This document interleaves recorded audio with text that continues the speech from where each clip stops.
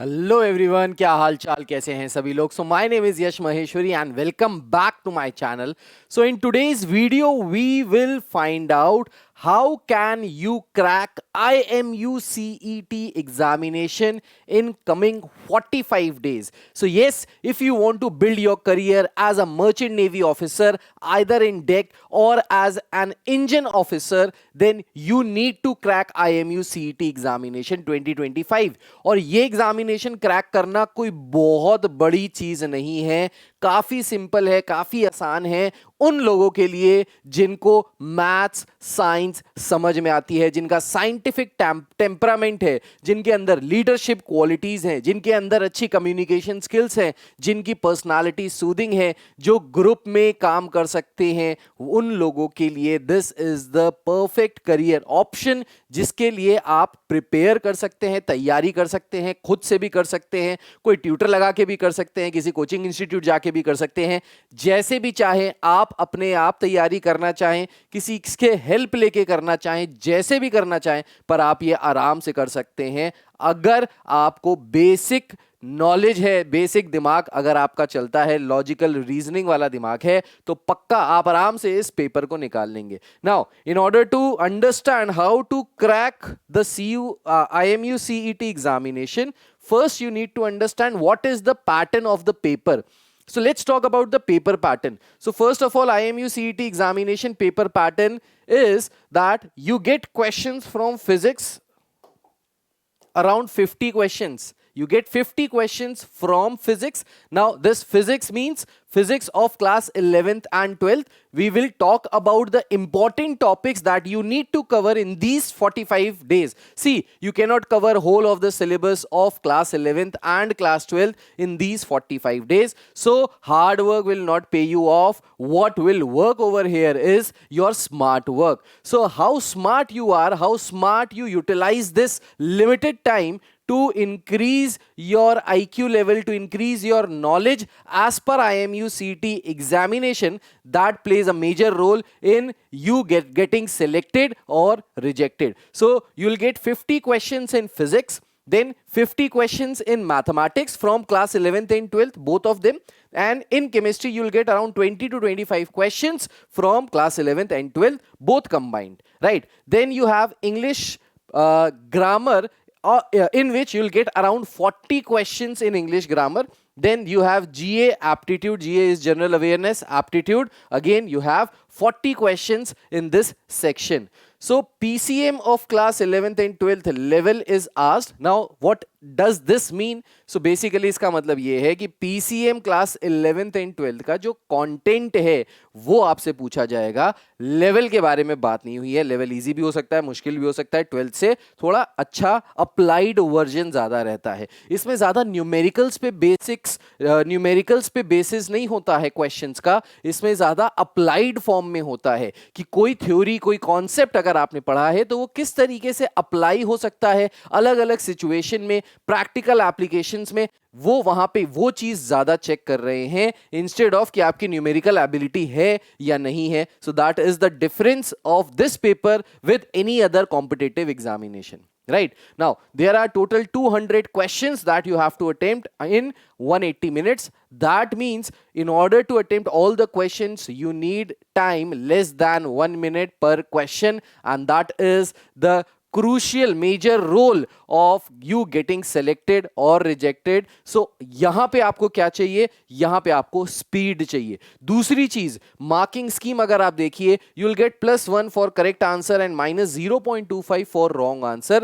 That means you need accuracy. Now in this examination you need speed and you need accuracy. Now how can you develop speed and how can you develop accuracy? So this is through rigorous studies, through rigorous practice और बहुत सारे question, sample papers, मॉक्स लगाने के बाद ये speed और accuracy में आप बन जाओगे बेस्ट चैंपियन। लेकिन उसके लिए प्रैक्टिस करनी पड़ेगी, उसके लिए क्वेश्चंस करने पड़ेंगे। I hope you understood the IMU CET pattern, right? Now नीचे लिंक पे जितने भी कमेंट बॉक्स हैं, कमेंट करके बताइएगा आप क्या सोचते हैं IMU CET के बारे में, merchant navy as a career के बारे में आपका क्या सोचना है, आप क्या सोचते हो, क्या चीज आपको इसके बारे में अट्रैक्टिव लगती है, क्या चीज इसकी मेरिट लगती है और क्या चीज इसकी डीमेरिट लगती है, नीचे कमेंट करके जरूर बताइएगा, राइट? आगे Now, let's talk about the important dates. Now, what are the important dates? तो सबसे पहले अगर important date की बात करें, so last date to apply for IMU CET examination is 2nd of May. तो अभी चल रहा है मार्च, इसके बाद आएगा अप्रैल के बाद 2 दिन मई में भी है, तो पूरा अप्रैल है आपके पास in order to fill this IMU CET form. Now, अगर आपको गवर्नमेंट कॉलेज में एडमिशन लेना है या प्राइवेट कॉलेज में एडमिशन लेना है या कैसे भी कॉलेज में एडमिशन लेना है जो मर्चेंट नेवी की तैयारी कराता है, you need to clear IMU CET examination. This is mandatory, ये सभी को करना पड़ेगा, तभी आप अपना करियर बना सकते हैं as a merchant navy officer, right? इसका जो एग्जामिनेशन है that is on 24th of May, so 24 मई को इसका एग्जामिनेशन है. Results will come in the first week of June and then your joining will be in the month of July और August. So that means जैसे ही result आ जाएंगे जून के first week में, उसके बाद you will get calls from the colleges for interview round. So यहाँ पे सिर्फ ये वाला written examination नहीं होता है. अगर आपको कॉलेज में एडमिशन लेना है अच्छे कॉलेजेस में, तो written के साथ साथ वो आपका इंटरव्यू भी लेंगे. So you need to prepare for the interviews as well. Right और ये जो पूरा वीडियो है आखिरी तक जरूर देखिएगा, मैंने बहुत ज्यादा ही बेहतरीन चीजें बताई हैं और अगर आपने ये बेहतरीन चीजें फॉलो कर ली जो मैंने आपको यहाँ पे क्रक्स निकाल के दिया है ना 45 डेज में, जो आप आराम से कवर अप कर सकते हो, और अगर आपने ये कवर अप कर लिया तो डेफिनेटली IMU CET में आप टॉप रैंकर्स में से एक होगे, गारंटी फॉर श्योर. और ये चीज जो मैं बता रहा हूं ये आप पूरा इंटरनेट ढूंढ लीजिएगा, आपको पूरे इंटरनेट में कहीं नहीं मिलेगी, for guarantee for sure, right? चलिए, but before starting with that, for any queries related to preparations, for any queries related to merchant navy कि कैसे प्रिपरेशन करते हैं, मर्चेंट नेवी में क्या होता है, क्या सारी पॉजिटिविटीज हैं, क्या सारी नेगेटिविटीज हैं, उसके बारे में अगर आप बात करना चाहते हैं तो आप हमसे बात कर सकते हैं on our numbers. These are are two numbers 9871945522 and 9151117716. We also have an application which runs on iOS as well as Play Store. The name of the application is Maheshwari classes application. इस application को download जब आप करेंगे तो यहाँ पे आपको notes मिलेंगे, शीट्स मिलेंगी, टेस्ट सीरीज मिलेंगी एंड आपको लर्निंग के लिए बहुत सारे वीडियोस, बहुत सारा कंटेंट यहाँ पे इस एप्लीकेशन में मिलेगा जिसको आप डाउनलोड कर सकते हैं. इन केस अगर आप ईमेल लिखना चाहते हैं, you can email us at maheshwariclasses3240. ये हमारा not email, this is course is also available at this particular address. यहाँ पे भी आपको कोर्स मिल जाएगा. ईमेल अगर आप करना चाहते हैं तो maheshwariclasses19@gmail.com, इस पे आप ईमेल करके हमसे क्वेश्चंस, क्वेरीज पूछ सकते हैं. Right now let's start with mathematics. तो सबसे पहले अगर बात की जाए तो देखो मेजर वेटेज किसका है पूरे पेपर में, 50 मार्क्स का मैथ्स, 50 मार्क्स का chemistry, 50 questions maths, 50 questions chemistry, physics, right? 50 maths, 50 physics. तो फिजिक्स और मैथ्स का मेजर रोल है. 20-25 क्वेश्चंस अगर आपको केमिस्ट्री से मिलेंगे तो वो माइनर है. 40 questions English and 40 questions G and aptitude, वो अगेन मेजर पार्ट है. तो यहां पे सिलेक्शन का जो मेजर गेम है वो खेला जा रहा है by mathematics and physics. Now mathematics में आपको क्या करना है, कैसे करना है, कौन कौन से टॉपिक्स इंपॉर्टेंट है, कौन कौन से टॉपिक्स फर्जी हैं जो आप छोड़ सकते हैं, ये यहां पे देखते हैं. तो सबसे पहले क्लास 11 का जो चैप्टर है दैट इज सेट्स थ्योरी. ये जो सेट थ्योरी वाला पूरा का पूरा चैप्टर है, इसके सिर्फ बेसिक्स इंपॉर्टेंट है. इंटरसेक्शन कैसे होता है, यूनियन कैसे होता है, वेन डायग्राम्स कैसे बनते हैं, ये वेन डायग्राम बहुत ही ज्यादा इंपॉर्टेंट है. तो मैं आपको हर चैप्टर के टॉपिक्स भी बता रहा हूं कि कौन कौन से टॉपिक्स यहां पे इंपॉर्टेंट हैं. So these are important. So ये चीज कवर अप करने में बहुत ज्यादा टाइम नहीं लगेगा. अगर आपने 11th में एक बार पढ़ा है तो उसको बस रिकैप्चुलेट करना पड़ेगा and then you are good to go. आप इसके क्वेश्चंस आराम से कर ले जाओगे. रिलेशंस एंड फंक्शंस में types of functions, relations, these are important. Identify the functions, these are also important. Identify the functions as in modulus function क्या होता है, ग्रेटेस्ट इंटीजर फंक्शन क्या होता है, देन सिग्नम फंक्शन क्या होता है. इस तरीके के जो फंक्शंस हैं इनकी बेसिक नॉलेज आपको होनी चाहिए. Types of relations, types of function, 1 1 on 2, injective, surjective, ये बेसिक नॉलेज आपको होनी चाहिए. ट्रिग्नोमेट्रिक फंक्शंस में आइडेंटिटीज, जो फॉर्मूले हैं वो काफी इंपॉर्टेंट है. Common ones used in boards, तो जो बोर्ड में कॉमन फॉर्मूले यूज होते हैं जैसे double angle formula, triple angle formula, basic identity, sine x plus minus cos x, sine x plus minus sine x, sine y, इस तरीके के जो सम वाले फॉर्मूले, sum to product, product to sum, double angle फॉर्मूले, ये basic फॉर्मूले आपसे पूछे जाते हैं। साइन कॉस का कर्व इंपॉर्टेंट है। उसके बाद table of values of functions at different angles, so अलग अलग एंगल्स पे, जैसे 0 से 90 तक आपने 10th में सीखा, लेकिन 0 से 90 के बाद 120 180 पे कैसे चलता है, 270 पे चलता है, तो वो जो यूनिट सर्कल है ना पूरा का पूरा ट्रिग्नोमेट्री का, अगर वो आपको समझ में आ गया तो भाई ऐसा कोई क्वेश्चन नहीं आया एमयूसीटी का जो आप ना निकाल पाओ, जो आप कवर ना कर पाओ, जिसको आप सही आंसर मार्क करके ना आ पाओ। Then permutation, then principle of mathematical induction, class 11 का पूरा topic is out of syllabus, नहीं पूछा जाता, एक भी क्वेश्चन यहां पे नहीं आएगा, उसको छोड़ दीजिए, ठीक। Then let's talk about complex numbers and quadratic equation. So complex number में भी कोई कॉम्प्लेक्स क्वेश्चंस नहीं आते, कॉम्प्लेक्स नंबर में बेसिक एडिशन, मल्टीप्लिकेशन, डिवीजन, इस तरीके का। देन यहां पे जो सबसे इंपॉर्टेंट है that is the concept of iota and iota raise to the power n, वो वाला जो होता है जहां पे रिमाइंडर 0 बचता है, 1 बचता है, 2 बचता है, 3 बचता है, तो उसकी जो वैल्यूज होती है अलग अलग, उस पे बेस क्वेश्चन आपको मिलेंगे from complex number and quadratic equation में सोल्यूशन ऑफ क्वाड्रेटिक इक्वेशन। सो अलग अलग जो सोल्यूशंस होती हैं कि जब डिस्क्रिमिनेंट की वैल्यू 0 के बराबर है, ग्रेटर देन 0 के बराबर है, लेस देन 0 के बराबर है, तो वो जो अलग अलग वैल्यूज मिलती है क्वाड्रेटिक इक्वेशन की, अगर उनकी बेसिक नॉलेज है आपको, आप आराम से ये पेपर फोड़ देंगे। देन लीनियर इनइक्वालिटीज में बहुत ही बेसिक वन वेरिएबल के क्वेश्चंस आते हैं, और ये क्वेश्चंस आप आराम से कर लेंगे बिना किसी दिक्कत के, बिना किसी परेशानी के। अगर आप आईसीएसई बोर्ड के हैं तो आईसीएसई 10th का इनइक्वालिटी वाले क्वेश्चंस, वैसे ही क्वेश्चंस आते हैं यहाँ पे जो आप आराम से फोड़ देंगे। परम्यूटेशंस एंड कॉम्बिनेशन में फैक्टोरियल कैसे निकालते हैं, कैसे हम फैक्टोरियल को सॉल्व करते हैं, ये फैक्टोरियल वाली वैल्यू, जैसे फैक्टोरियल n दिया है is equals two factorial 5 upon factorial 6, find the value of n, इस तरीके के बेसिक क्वेश्चंस, बहुत आसान वाले क्वेश्चंस आप आराम से कर लेंगे। Topics are asked as aptitude sometimes, तो परम्यूटेशन एंड कॉम्बिनेशन के कुछ टॉपिक्स एप्टीट्यूड के फॉर्म में भी पूछ लिए जाते हैं। सो एप्टीट्यूड का भी एक पार्ट है परम्यूटेशंस एंड कॉम्बिनेशन, जो अभी हम एप्टीट्यूड में बात करेंगे, ठीक।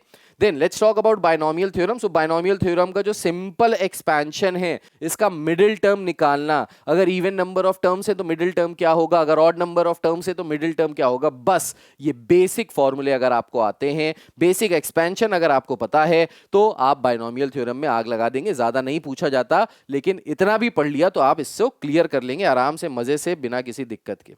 Then sequences and series. So sequences and series में भी nth term of AP is most important. इसमें a plus n minus 1d वाला जो फॉर्मूला है वो important है. Sum of n terms और can be asked. Chances of GP are very less, GP से बहुत कम पूछा जाता है, तो एपी वाले बेसिक क्वेश्चन जो 10th के लेवल में भी किए थे वो वाले क्वेश्चंस भी लगा लोगे तो यहां पे आराम से आईएमयू सीटी में इस सीक्वेंसेस एंड सीरीज के सारे क्वेश्चंस को आराम से कर ले जाओगे without any problem, without any दिक्कत। देन स्ट्रेट लाइंस की अगर बात करें, सो स्ट्रेट लाइंस में forms of equation of straight line, कितनी फॉर्म्स ऑफ इक्वेशंस आती हैं, point slope form, 2 point form, वो सारे जितने फॉर्म्स हैं वो आपको आने चाहिए। Then angle between two straight lines, जिसमें tan थीटा वाला फॉर्मूला लगता है m1 m2 वाला, m1 minus m2 upon 1 minus m1 m2 वाला, distance formula, basic distance formula, then slope के ऊपर सारे कॉन्सेप्ट्स, ये इंपॉर्टेंट है, ये आपको आसानी से आराम से आने चाहिए, बेसिक चीजें आनी चाहिए कि दो लाइंस अगर पैरेलल है तो स्लोप इक्वल होता है, परपेंडिकुलर है तो स्लोप -1 के बराबर होता है, ये बेसिक चीज आपको पता होनी चाहिए। देन कोनिक सेक्शन के बिल्कुल बेसिक कोनिक सेक्शन बहुत ही कम पूछा जाता है, छोड़ना चाहते हो तो छोड़ भी सकते हो, लेकिन बहुत ही बेसिक कोनिक सेक्शंस के अलग अलग जो उसकी इक्वेशंस हैं वो आपको पता होनी चाहिए, दैट्स इट, ज्यादा कुछ नहीं। 3D की अगर बात करें तो क्लास 12 का बहुत बेसिक वाला 3D आता है, जो अलग अलग फॉर्मूले हैं कि एक प्लेन की इक्वेशन क्या होगी इस तरीके से, दूसरे तरीके से, तीसरे तरीके से, जो टाइप्स ऑफ प्लेन्स बनते हैं उनके बेसिक क्वेश्चंस आते हैं, फुट ऑफ परपेंडिकुलर निकालने वाले बेसिक क्वेश्चंस आते हैं, कुछ भी बहुत तगड़ा हाई लेवल का नहीं आता। देन लिमिट्स एंड डेरिवेटिव्स की अगर बात करें, सो लिमिट्स के questions are asked to be solved by putting values in them. So limits में बेसिकली जो वैल्यू लगते हैं ना, जो एल हॉपिटल रूल वाले क्वेश्चंस आते हैं, जब 0/0 फॉर्मेट आ जाता है तो ऊपर वाले को डिफरेंशिएट करो, नीचे वाले को डिफरेंशिएट करो, जो कंपटीशन में हम लोग लगाते हैं आसानी से जल्दी जल्दी क्वेश्चंस को सॉल्व करने के लिए, एल हॉपिटल रूल, वही सेम टू सेम चीज यहां पे पूछी जाती है। The concept of adjusting of numerator and denominator is important, derivation as in class 12, तो जो क्लास 12 में बेसिक डेरिवेशंस होते हैं ना, बहुत बेसिक डेरिवेशंस आते हैं, chain rule, product rule, question rule. अगर ये आपको आता होगा तो यहाँ पे डेरिवेशन वाले भी क्वेश्चंस आराम से कर लोगे without any problem, without any दिक्कत। Then mathematical reasoning not important, छोड़ दो, नहीं आती है, सीबीएसई में आती है, आईएससी में सेक्शन बी सेक्शन सी के फॉर्म में रहती है, पर ये इंपॉर्टेंट नहीं है, इसको छोड़ दीजिए। देन स्टैटिस्टिक्स की अगर बात करें तो डायरेक्ट क्वेश्चंस आते हैं मीन मीडियन मोड के, स्टैंडर्ड डेविएशन के, डायरेक्टली गिवन वैल्यूज पे। सो एप्टीट्यूड में भी स्टैटिस्टिक्स पूछा जा सकता है, लेकिन यहाँ पे डायरेक्ट मीन मीडियन मोड की आपको बेसिक नॉलेज होनी चाहिए, बेसिक फॉर्मूले अगर आते होंगे तो ये आराम से कर लोगे। प्रोबेबिलिटी क्लास 11 का सच कुछ नहीं आता है, ये वही आता है जो क्लास 12th में आता है। सो क्लास 12th में प्रोबेबिलिटी में बेस थ्योरम हो गया, लॉ ऑफ टोटल प्रोबेबिलिटी हो गया, कंडीशनल प्रोबेबिलिटी हो गया, जो क्लास 12th में आपने प्रोबेबिलिटी पढ़ी थी, जो मैंने अगर आपको पढ़ाई थी, आपने पढ़ी थी, वही सेम प्रोबेबिलिटी के क्वेश्चंस आपको यहां पे एज इट इज मिलेंगे। ज्यादा दिमाग लगाने वाली चीज नहीं है। अगर आपके कॉन्सेप्ट्स क्लियर हैं तो आप बेसिकली आराम से ये वाले क्वेश्चन सॉल्व कर लेंगे विदाउट एनी दिक्कत, without any problem. Then class 12 के अगर टॉपिक्स की बात करते हैं तो रिलेशन एंड फंक्शंस में मैंने आपको बता ही दिया क्या क्या चीजें इंपॉर्टेंट हैं। इनवर्स ट्रिग्नोमेट्रिक फंक्शन में पाई एंड रेडियन का कन्वर्जन बहुत इंपॉर्टेंट है, बहुत बेसिक सा कन्वर्जन होता है। Exact meaning of inverse, some basic identities. अब एग्जैक्ट मीनिंग ऑफ इनवर्स का मतलब है यहाँ पे आपको आइडिया होना चाहिए कि किसी भी फंक्शन का इनवर्स तब एग्जिस्ट करता है जब वो 1 1 भी होता है, ऑन 2 भी होता है, तो वो वाली बेसिक बात है। बाइजेक्टिव होगा तो इनवर्स एग्जिस्ट करेगा, वही बेसिक मीनिंग, ठीक है। फिर बेसिक आइडेंटिटीज इनवर्स की, tan inverse x plus cot inverse x is equal to pi by 2, जो बेसिक आइडेंटिटीज हैं, ठीक, वो वाली। Then they don't ask questions in depth. ITF से बहुत डेप्थ वाले क्वेश्चन, तगड़े वाले क्वेश्चन नहीं आते। बेसिक रेंज, डोमेन, इसी तरीके के बेसिक क्वेश्चंस आते हैं, कुछ भी ज्यादा तगड़ा नहीं है। मैट्रिसेस एंड डिटर्मिनेंट्स से बहुत सारे क्वेश्चंस पूछे जाते हैं, और यहाँ पे बेसिकली जो मैट्रिसेस एंड डिटर्मिनेंट्स की प्रॉपर्टीज है ना, उनके बेसिस पे बहुत सारे क्वेश्चंस आते हैं। So identifying order of matrices, addition and multiplication, adjoint and transpose, finding determinants. और डिटर्मिनेंट्स और मैट्रिसेस की बेसिकली प्रॉपर्टीज से बहुत सारे क्वेश्चंस आते हैं, ये आपको अच्छे से करना है, इसको छोड़ के नहीं जाना है, ठीक। कैलकुलस की अगर बात करें so basics of differentiation and integration, product, question rule, basics ये मैंने आपको बता दिया। Student must remember formulas as most questions are direct. Integration by substitution is mostly asked. सबसे ज्यादा क्या पूछा जाता है? इंटीग्रेशन बाय सब्स्टिट्यूशन, ये सबसे ज्यादा पूछा जाता है। So leaving very little or no chance for integration by parts, sometimes direct questions on definite integration, just solve and put values and get answers. So definite integration में भी property लगाने की जरूरत नहीं पड़ेगी, direct upper limit minus lower limit लगाओ, answer आ जाएगा। हाँ, फॉर्मूला याद होना चाहिए इंटीग्रेशन का, डिफरेंशिएशन का, तो ये आप आराम से सॉल्व कर ले जाओगे, बढ़िया ऑफिसर बन जाओगे, वर्दी वर्दी मिल जाएगी, यूनिफॉर्म मिल जाएगी, भौकाल हो जाएगा आपका जिंदगी में। Right, then let's talk about application of integrals and derivatives. तो ज्यादा कुछ नहीं पूछा जाता है एप्लीकेशन ऑफ डेरिवेटिव्स में। Again increasing function, decreasing function, strictly increasing, strictly decreasing, कौन से इंटरवल में इंक्रीजिंग होगा, कौन से इंटरवल में डिक्रीजिंग होगा, बस यही चीज ज्यादा इंपॉर्टेंट है, बाकी कुछ यहाँ पे ज्यादा चीजें पूछी नहीं जाती हैं। वेक्टर एंड 3D में बेसिक वेक्टर और 3D पूछा जाता है। Triangle, law of vector addition, types of vectors कौन कौन से होते हैं, addition and subtraction of vectors, then angle between two vectors. 3D is rarely asked, 3D तो बहुत कम पूछा जाता है। बेसिक आपको 3D के अगर फॉर्मूले आते होंगे प्लेन के तो बस वही हो जाएगा। एंड प्रोबेबिलिटी में एज पर क्लास 12। ये जो पेपर है ना भाई, ये बहुत सारे कोचिंग इंस्टीट्यूट्स, बहुत सारे ट्यूटर्स इस पेपर को बिल्कुल हवा बना देते हैं कि भाई बहुत मुश्किल है, बहुत मुश्किल है, एनडीए के लेवल का, इसके लेवल का, उसके लेवल का, और वो जानबूझ के ये करते हैं ताकि आपको डराएंगे, और तभी आप जब डरोगे तभी उसके बाद उनके यहाँ एडमिशन लोगे। तो एक्चुअल में इससे डरना नहीं है। आप चाहो तो इसकी खुद भी प्रैक्टिस कर सकते हो, खुद भी प्रिपरेशन कर सकते हो। आप चाहो कि कोई ऐसे आदमी के पास भी प्रिपरेशन कर सकते हो जिसको उसकी पूरी नॉलेज है, जो आपको स्मार्ट स्टडी के तरीके बता सकता है, आपको कम समय में ज्यादा आउटपुट दे सकता है। आप ऐसी जगह भी पढ़ सकते हो। It can be an offline coaching, it can be a tutor, it can be an online coaching, कुछ भी हो सकता है, कैसे भी हो सकता है। बस पढ़ना आपको है, रिजल्ट आपको निकालना, IMCT में रैंक आपको निकालनी है। इसी के साथ एक चीज और भी बताना चाहेंगे कि भाई हमारा IMUCT का 1-2 बैचेस हमने लॉन्च कर रहे हैं इसी मंथ अप्रैल में, और ये जो दोनों बैचेस हैं IMUCT में, इसमें हम आपको physics, chemistry, mathematics, aptitude, English और इंटरव्यू पूरी की पूरी प्रिपरेशन करा रहे हैं। और इसी के साथ साथ आपके IMUCT के फॉर्म्स कैसे भरने हैं ये भी हम आपको हेल्प करेंगे। स्पॉन्सरशिप प्रोग्राम्स वाले जो फॉर्म्स होते हैं, स्पॉन्सरशिप प्रोग्राम के बारे में I hope you know about it. Sponsorship programme का मतलब हो गया जो बड़ी बड़ी कंपनीज होती हैं, शिपिंग कंपनीज, वो आपके लिए स्पॉन्सरशिप प्रोग्राम्स निकालती हैं, जिनमें आपको अप्लाई करना होता है। आपकी IMU CET की रैंक देखी जाती है, फिर आपका एक इंटरव्यू होता है। Depending upon both the scores आपको वो जो कंपनी है प्री प्लेसमेंट लेटर देती है even before joining the college. College join करने से भी पहले वो कंपनी आपको अपने आप प्लेसमेंट देती है और बताती है जैसे ही आपने कॉलेज से पास आउट किया, it can be either BSc in nautical science और डिप्लोमा इन नॉटिकल साइंस और मरीन इंजीनियरिंग, आप इन तीनों कोर्सेज में से कोई भी कोर्स सेलेक्ट कर सकते हो डिपेंडिंग अपॉन कौन सी कंपनी किस कोर्स में कराना चाह रही है। और वो कोर्स कंप्लीट करने के तुरंत बाद आपको नौकरी की टेंशन नहीं लेनी, आपको तुरंत के तुरंत नौकरी मिल जाएगी उस पर्टिकुलर कंपनी में। राइट तो ये बहुत ही अच्छी अपॉर्चुनिटी होती है जिसको हम स्पॉन्सरशिप प्रोग्राम कहते हैं। तो हम उस स्पॉन्सरशिप प्रोग्राम्स के लिए भी आपको इंटरव्यूज के लिए प्रिपेयर कराएंगे। राइट ये सारी की सारी जो क्लासेस चलेंगी वो हमारी एप्लीकेशन माहेश्वरी क्लासेस पे चलेंगी, जिसमें लाइव और रिकॉर्डेड दोनों ही चीजें रहेंगी। सो इन केस अगर आप कभी क्लास नहीं कर पाते हो because of any XYZ reason, आपको सारी की सारी क्लासेस रिकॉर्डेड फॉर्म में भी मिलेंगी।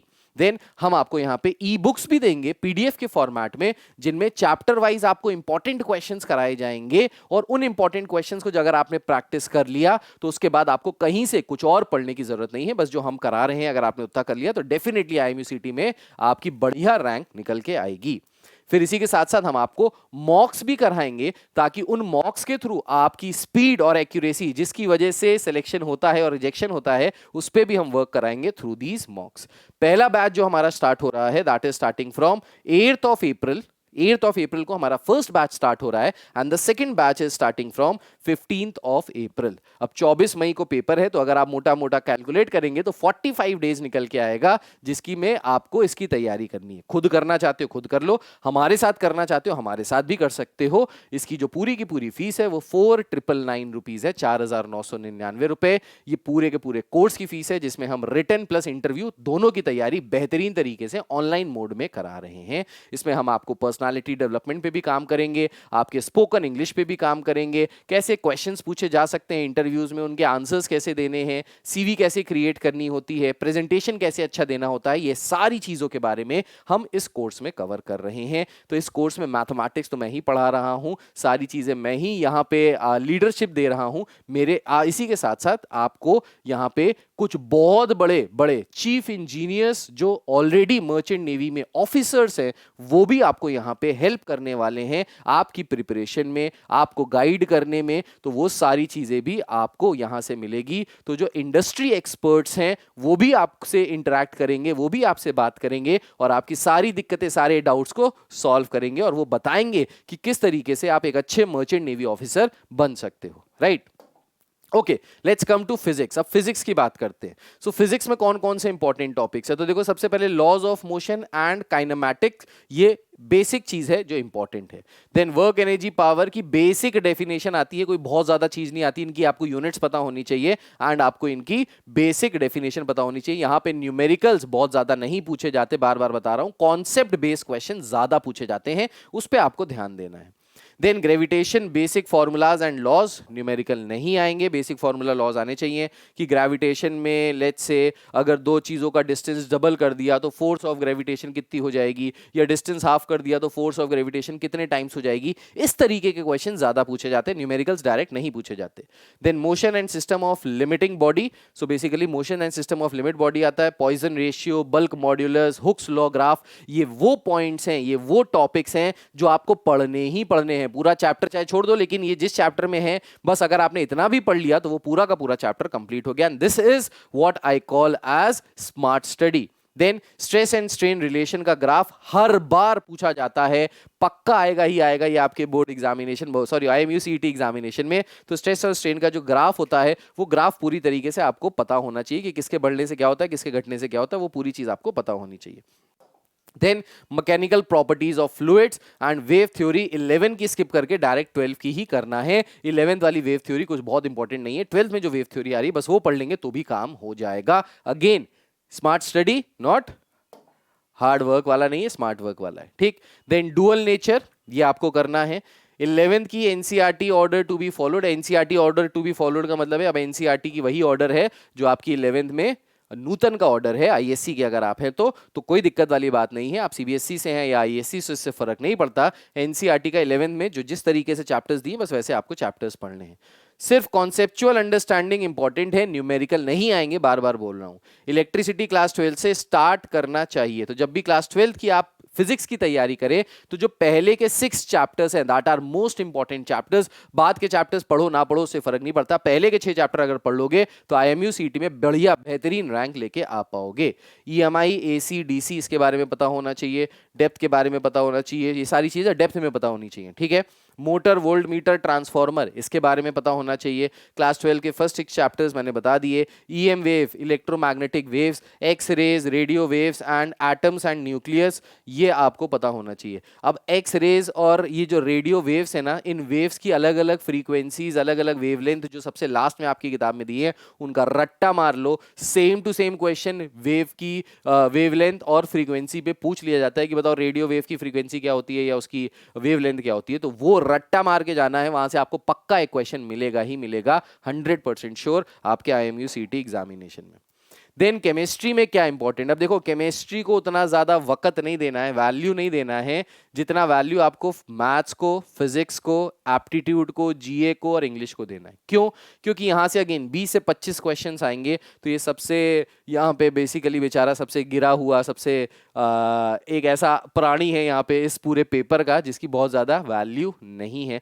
तो वो बच्चे जिनकी केमिस्ट्री पुअर है आप इनको छोड़ के भी चले जाइए, बेसिक चीजें कुछ पढ़ के चले जाइए, तो भी केमिस्ट्री में 5-10 क्वेश्चंस कर ही आएंगे। बिल्कुल केमिस्ट्री में अंडा गोल है मेरी तरह, तो कोई बात नहीं, आप केमिस्ट्री ना भी करो, बाकी चीजों पे ध्यान दे दो तो इसकी जरूरत नहीं है। लेकिन तब भी यहाँ पे जो बेसिक चीजें आपको आनी चाहिए वो कार्बन एंड इट्स कंपाउंड्स काफी इंपॉर्टेंट है। यहाँ से बहुत सारे क्वेश्चंस, 1 से 2 4 क्वेश्चंस आपको मिल सकते हैं। Lewis base structure, basic general knowledge about chemistry, then periodic table में कौन कौन से एलिमेंट्स कैसे लगे होते हैं उनके बारे में, उनकी पीरियोडिसिटी और उनके बेसिकली प्रॉपर्टीज पता होनी चाहिए। एवोगैड्रोस थ्योरी पता होना चाहिए, मोल कॉन्सेप्ट की डेफिनेशन और उसका मीनिंग पता होना चाहिए। न्यूमेरिकल नहीं आएगा, बेसिक चीजें आएंगी, right. Basic organic chemistry, galvanic cell, basic organic chemistry मतलब आईसीएससी की 10th की केमिस्ट्री की ऑर्गेनिक केमिस्ट्री अगर आपको आती है तो भी काम हो जाएगा, टेंशन की बात नहीं है। गैल्वेनिक सेल इंपॉर्टेंट है, पूरा इलेक्ट्रोकेमिस्ट्री नहीं पढ़ना, बस गैल्वेनिक सेल पढ़ लो, काम हो जाएगा। Green house effect, thermodynamics, environment chemistry, solid state, बस इतना ही पढ़ना है केमिस्ट्री में, इससे ज्यादा नहीं पढ़ना है। केमिस्ट्री में सर फोड़ने से कोई फायदा नहीं यहाँ पे, क्योंकि 20 से 25 नंबर का ही आएंगे क्वेश्चंस, तो इसको आपको बिल्कुल लीस्ट देना है, टाइम लीस्ट देनी है, एनर्जी, और सबसे लास्ट में करना है, उससे पहले बाकी चीजें करनी है। Now let's talk about English. So भाई आईएससी के मेजॉरिटी स्टूडेंट्स की इंग्लिश तो होती है जबरदस्त, मजेदार, बेहतरीन, तो इंग्लिश में आपको कोई बहुत ज्यादा दिक्कत आने नहीं वाली है। और अगर आएगी भी ना तो आपको ये कुछ बेसिक चीजें यहाँ पे कंप्लीट करनी पड़ेंगी, उनकी नॉलेज आपको लेनी पड़ेगी। अब ये जो बेसिक चीजें हैं, कुछ चीजें आपने ऑलरेडी क्लास 12 में पढ़ी होंगी, कुछ चीजें शायद आपने नहीं पढ़ी होंगी, तो उनको आपको कवर अप करना पड़ेगा। कवर अप करने के लिए आप कोई किताब रेफर कर सकते हो, या कवर अप करने के लिए आप हमारे कोर्स से भी रेफर कर सकते हो, जहां पे इंग्लिश हमारे में जूही नरूला मैम पढ़ा रही हैं, who is a well known recognised teacher in Delhi NCR region, और वो बहुत बड़े बड़े इंस्टीट्यूट्स के साथ इंग्लिश पढ़ाती हैं, बच्चों को फॉरेन भेजती हैं, और बहुत ज्यादा वो पॉपुलर हैं दिल्ली एनसीआर रीजन में। वो हमारे कोर्स में यहाँ पे इंग्लिश आपको सारी चीजें पढ़ा रही हैं। सो इसमें बेसिकली सिनोनिम्स, एंटोनिम्स इसकी नॉलेज होनी चाहिए, word meaning and usage vocabulary के अंडर में, EDMs and phrases, homophones and homographs, ये बेसिक नॉलेज आपको होनी चाहिए, जो मुझे लगता है आईएससी के स्टूडेंट्स को बहुत होती ही है। Then let's talk about grammar. Grammar में टेंसेस, प्रेजेंट, पास्ट, फ्यूचर के बारे में, वर्ब फॉर्म के बारे में, active, passive voice, conditional sentence, zero, first, second, third order, modal verbs, can, could, may, might, shall, should, ये सारे वर्ड्स कहाँ पे लगते हैं। Then relative clauses and pronouns, adverbial clauses and phrases. So these are the basics of English. इसके बाद अगर बात करें रीडिंग कॉम्प्रिहेंशन की, तो रीडिंग कॉम्प्रिहेंशन यहाँ पे आते हैं, और बहुत ज्यादा हाई लेवल के नहीं आते, आपके बोर्ड के लेवल से आसान ही आएंगे रीडिंग कॉम्प्रिहेंशन। सो यहाँ पे अनसीन पैसेजेस आते हैं जो फैक्चुअल भी हो सकते हैं, डिस्क्रिप्टिव भी हो सकते हैं, नैरेटिव भी हो सकते हैं, इन्फ्रेंस एंड डिडक्शन पूछने के लिए आ सकता है, identifying main ideas and supporting detail, understanding tone, attitude and purpose, ये सारी चीजें आती हैं। ये आप आराम से कर लेंगे अगर आपने ग्रामर का पेपर क्लास 12 में सही से ठीक ठाक तरीके से किया है तो, right. Then let's talk about verbal ability. So verbal ability में sentence completion, sentence rearrangement, error identification and correction, and fill in the blanks. तो ये बहुत आसान है कवर अप करना, बस आपने बेसिक नॉलेज एक बार लेनी है, बेसिक कॉन्सेप्ट्स क्लियर कर लेने हैं, उसके बाद मॉक्स लगा के, पीवाईक्यूज लगा के आप ये सारी चीजें आराम से कवर अप कर सकते हो without any problem, without any दिक्कत, ठीक है। आगे बढ़ते हैं भाई, एप्टीट्यूड पे आते हैं। अच्छा, इंग्लिश में एक और चीज बची है भाई, preposition, article, conjunction, connectives, clauses, phrases, sentence structure and formation. Again ये आपके लिए बाएं हाथ का खेल है, आप आराम से कर लोगे, टेंशन की बात नहीं है। Now let's talk about aptitude. अब एप्टीट्यूड में कुछ बच्चों को दिक्कत आ सकती है, क्योंकि ये एक ऐसी चीज है जो आपने अभी तक क्लास 11 12 तक कुछ टॉपिक्स नहीं पढ़े। बहुत सारी क्वांट्स तो आपने पढ़ी है, क्वांटिटेटिव एप्टीट्यूड पढ़ी है, मतलब क्वांटिटेटिव एप्टीट्यूड मतलब 10वीं तक की मैथ्स। 10वीं तक की मैथ्स में क्या आता है? परसेंटेज आता है, CISI आता है, स्पीड डिस्टेंस टाइम आता है, रेशियो प्रोपोर्शन आता है, सिस्टम वाली प्रॉब्लम्स आती हैं, सिस्टम और जो भर रहा है, दो नल भर रहे हैं, एक नल निकाल रहा है, राइट। लेबर वाली जो प्रॉब्लम आती है, 3 लोग मिलके इतना काम इतने दिन में करते हैं, तो बताओ 4 लोग एक दिन में कितना काम करेंगे, वो वाले जो है ना, वर्क टाइम वाले जो क्वेश्चंस हैं, ये क्वेश्चंस ज्यादा इंपॉर्टेंट है। ये जो मैंने टॉपिक्स आपको बताए, ये क्वांट्स के हिसाब से काफी इंपॉर्टेंट है फॉर IMU CET एग्जामिनेशन। बाकी ये जो मैंने टॉपिक्स लिखे हैं, ये तो सारे के सारे लिखे हैं, लेकिन इसमें भी जो मैंने अभी बोले वो टॉपिक ज्यादा इंपॉर्टेंट है। सो नंबर सिस्टम में डिविजिबिलिटी आता है कि बताओ कौन सा नंबर किससे डिविजिबल होगा, कैसे चेक करेंगे किसी भी नंबर की डिविजिबिलिटी, इंपॉर्टेंट है ये।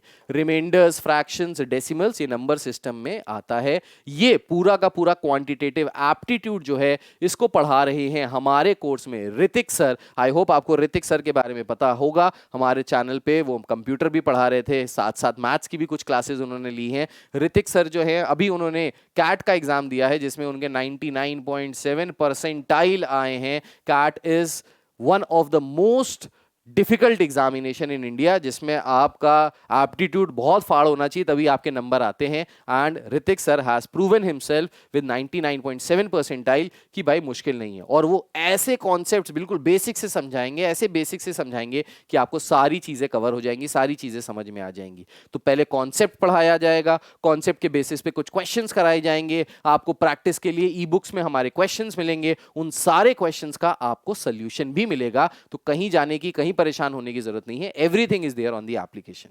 ठीक है। सो एलजेब्रा आता है, एलजेब्रा में equations, inequalities, quadratic equation, functions पूछे जाते हैं। ज्योमेट्री में, ज्योमेट्री बहुत ज्यादा नहीं होती, पर ज्योमेट्री में ठीक ठाक चीजें पूछी जाती है, जैसे point, line, angles, triangles, circles. Mensuration में area, volume, perimeter of various 2D and 3D shapes. Data interpretation में tables, graphs, charts, bar diagrams आपको दिए होंगे, उसमें से कुछ क्वेश्चन पूछा होगा, उसको देख के रीड करके उसकी इंफॉर्मेशन लेके you have to solve that question. Arithmetic में ratio, proportion, percentage, average, profit and loss, ये सारी चीजें इंपॉर्टेंट है। अरिथमेटिक वाला पोर्शन ज्यादा इंपॉर्टेंट है out of all these topics.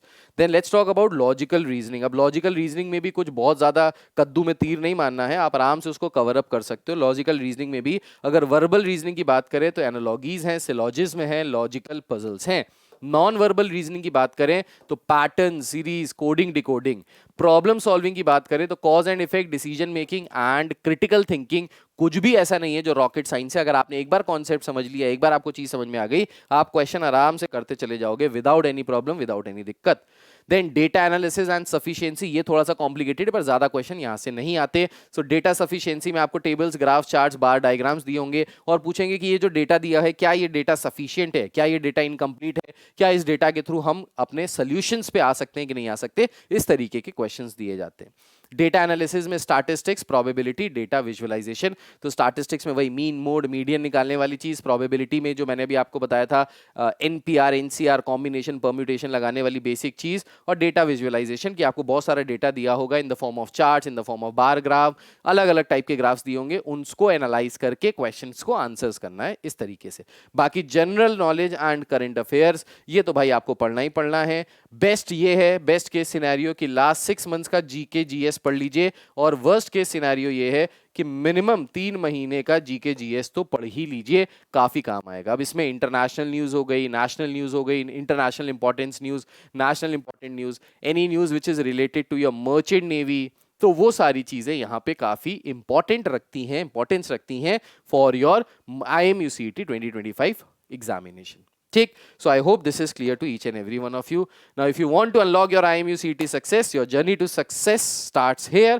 This is our number in case if you want any help, in case if you want your parents कि आपकी counselling हो 1-on-1। मैं लखनऊ में रहता हूँ, मेरा लखनऊ में सेंटर है, आप चाहते हो आप पेरेंट्स के साथ आके अपनी 1-on-1 काउंसलिंग कराना चाहते हो, इसके बारे में और इन्फॉर्मेशन चाहते हो, I am there to help you out. आप ओवर टेलीफोन करना चाहते हो, I am there to help you out. अगर आप गूगल मीट के थ्रू, जूम मीटिंग के थ्रू भी करना चाहते हो तो I am there to help you out. I can help you in each and every possible manner that I can, मैं उसके लिए रेडी हूं। ठीक, तो भाई आईएमयू सीटी की तैयारी शुरू कर दीजिए, पढ़ना शुरू कर दीजिए। खुद से पढ़ना है खुद से पढ़िए, ट्यूटर से पढ़ना है ट्यूटर से पढ़िए, ऑफलाइन क्लास में पढ़ना ऑफलाइन से पढ़िए, हमसे पढ़ना हमसे पढ़िए, कहीं से भी पढ़िए, लेकिन पढ़िए जरूर, क्योंकि अगर आपने इसको पढ़ लिया तो पक्का आप बन जाएंगे एक बेहतरीन ऑफिसर। दुनिया आपको सलाम मार रही होगी, पैसे आप छाप रहे होंगे, 3 महीने आराम 3 महीने काम, या 6 महीने आराम 6 महीने काम, इस तरीके से कर रहे होंगे, पूरी दुनिया घूम रहे होंगे, और जिंदगी भर मुझे याद रखेंगे कि सर ने मुझे कुछ बताया था, important topics, important short tricks, कैसे हम स्मार्ट स्टडी कर सकते हैं, और वो चीज हमारे काम आई और हम बन गए ऑफिसर। तो ये गारंटीड होगा अगर आपने इस वीडियो को पूरा देखा है। इस वीडियो को बनाने में बहुत मेहनत लगी है। अभी रात के बज रहे हैं, सॉरी सुबह के बज रहे हैं 4:30, रात से ही बना रहा हूं, सुबह के बज रहे हैं 4:30 इस वीडियो को बनाने में। तो प्लीज लाइक जरूर कर दीजिएगा इस वीडियो को, सब्सक्राइब कर लीजिएगा हमारे चैनल को, और इस वीडियो को शेयर कर दीजिएगा अपने उन दोस्तों के साथ जिनको आपको लगता है कि उनको शायद ये करियर ऑप्शन पसंद आएगा मर्चेंट नेवी का, जो उनको आगे चल के एक बहुत ही बेहतरीन लाइफ देने वाला है। This is Yash Maheshwari signing off. Take care, God bless you all, bye bye, जय हिंद। अपना ख्याल रखिए, टेक केयर, बाय।